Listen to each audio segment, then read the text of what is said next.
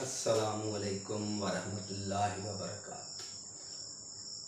तारीख़ दुनिया के नाज़रीन और सुफ़ा प्लेटफॉर्म और चैनल के स्टूडेंट्स और सामईन और इंस्टीट्यूट में पढ़ने वाले अहबाब को मैं पहले बता चुका हूँ कि आज़ादी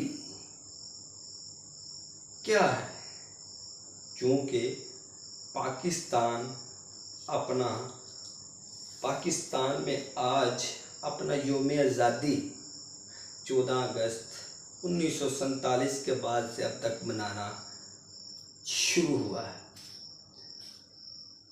तो ये बात याद रखिएगा कि आज़ादी एक कौम की मलकियत नहीं, एक फ़र्द की मलकियत नहीं, बल्कि ये तमाम के तमाम इंसानियत की कभी ज़रूरत है। तो YouTube पे साथ रहने के लिए सब्सक्राइब का ऑप्शन होता है। प्लेटफॉर्म से कुछ अच्छा मिले तो हमारे साथ रहिएगा। अब और दूसरे जो ऑप्शन है जैसे फेसबुक है उधर फॉलो किया जाता है। अब पैगाम की तरफ आइए। बड़ा ही अहम और बड़ा ही संजीदा पैगाम मैं आप तक पहुँचाने लगा हूँ। एक वक़्त था कि पाकिस्तान का नाम से कोई वाकिफ़ न था।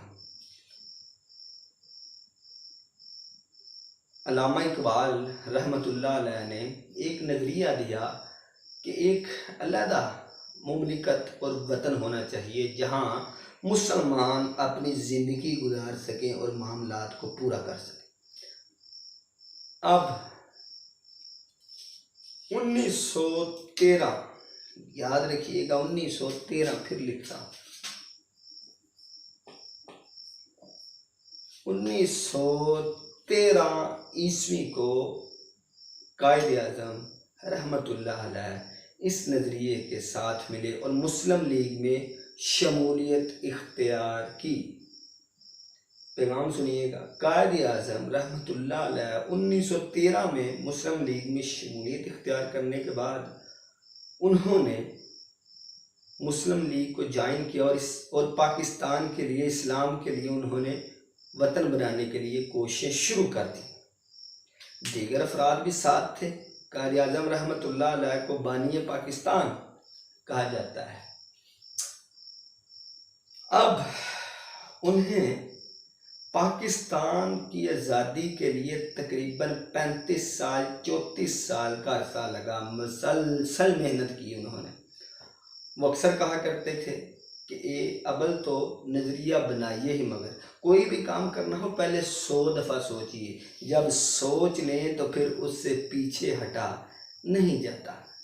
यूथ के नाम पैगाम उन्होंने दिया कि अगर आपने कोई काम करना है तो उसे 100 दफ़ा सोच लीजिए कि वाकई मैंने करना है, और अगर उसे ठान लिया तो फिर उसे मुकम्मल करके छोड़ना है। नबी करीम सल्लल्लाहु अलैहि वसल्लम ने जब तबलीग शुरू की तो बदर तक 2 हिजरी तक आप सल्लल्लाहु अलैहि वसल्लम के साथ सिर्फ 313 सहाबी थे। 10 साल मक्के में ज़िंदगी गुजारने के बाद 313 सहाबी थे, मोमिन थे। और आज मुल्कों के मुल्क मुसलमान हैं। वक्त लगता है, किसी भी चीज़ को हासिल करने में वक्त लगता है। पहले नंबर पर वक्त की कुर्बानी कामयाबी की ज़मानत होती है। दूसरे नंबर पर अल्लाह की मदद शामिल हाल हो तो मामले ठीक होते हैं और मदद मांगी जाए। अब अगली बात जो मैं कहने लगा हूँ, पाकिस्तान की आज़ादी में हमारे बड़ों ने बेहद कुर्बानियाँ दी जिनका हिसाब ही नहीं लगाया जा सकता।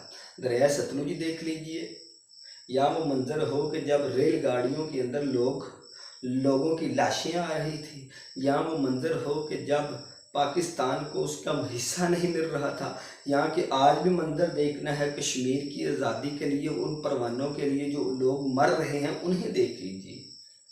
अगर पाकिस्तान बनने से पहले का वक़्त देखना है आज़ादी किस तरीके के साथ मिली, आज कश्मीर के हालात देख लीजिए भाई, इस तरीके के साथ मिलती है आज़ादी।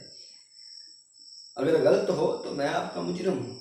अगली बात, एक वक़्त था कि पाकिस्तान के लिए जो पिन्ने जो पेपर्स के साथ अटैच की जाती हैं, मेरे उस्ताद जी कहा करते जब मैं यूनिवर्सिटी में पढ़ता था, कॉलेज में पढ़ता था, वो बताते थे कि वो पिन्ने खरीदने के लिए भी पैसे नहीं। रेफ्यूजीज़ इतने कि जिनकी तादाद ही नहीं, बड़े ही ज़्यादा रेफ्यूजीज़।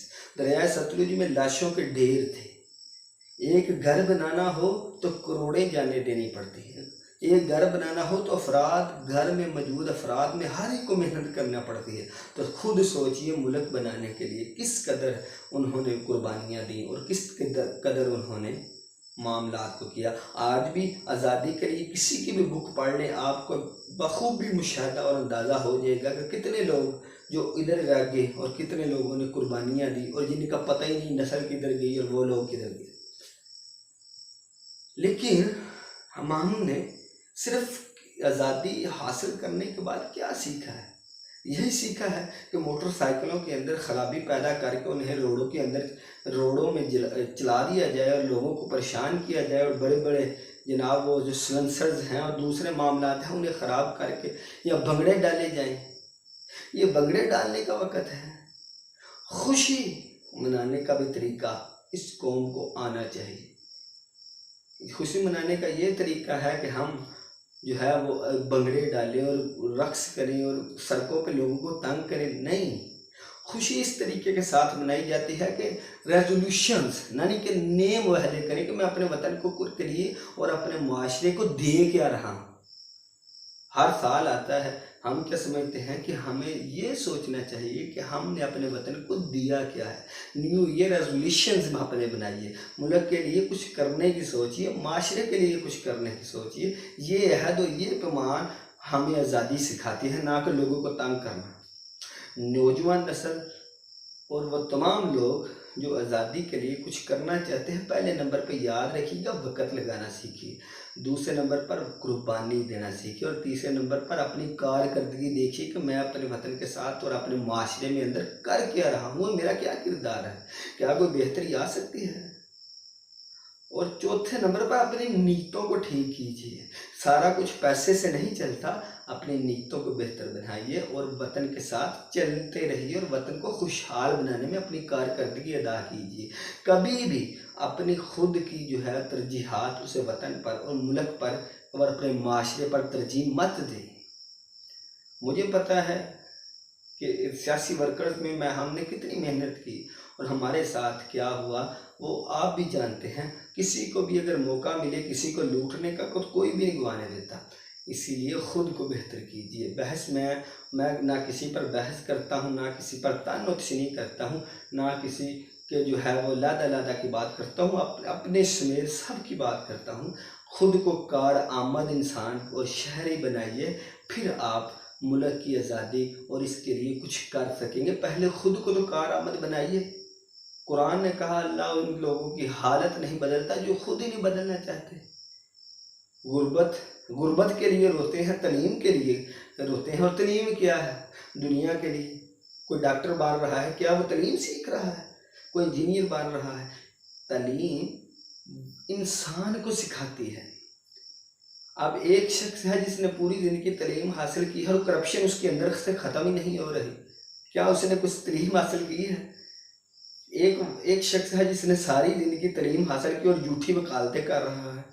खुद बताइए उसे तलीम का कुछ फ़ायदा है? और वो शख्स जिसने पूरी ज़िंदगी तालीम हासिल की और तलीम हासिल करने के बाद वो जनाब रोडों के ऊपर और जो है वो लोगों के साथ करप्शन के मुतालबे कर रहा है, क्या बताइए तलीम है? फिर भी झूठ बोल रहा है, ये तलीम है? अगर किसी ने किसी भी किस्म की तलीम हासिल की तो वो तलीम इंसानी तालीमात नहीं, वो ख़ुद को निखारने की तालीमात हैं। खुद को निखारना सीखिए, खुद के साथ वक़्त देना सीखिए। आप अल्लामा इकबाल रहमतुल्लाह अलैह की एक किताब जो रिकॉन्स्ट्रक्शंस ऑफ रिलीजियस थॉट, फिर सुन लीजिए, रिकॉन्स्ट्रक्शंस ऑफ रिलीजियस थॉट, उन्होंने उसके अंदर कहा कि इस्लाम ने लोगों को वो तालीम दी है कि जो किसी को मार के भी नहीं दी जा सकती।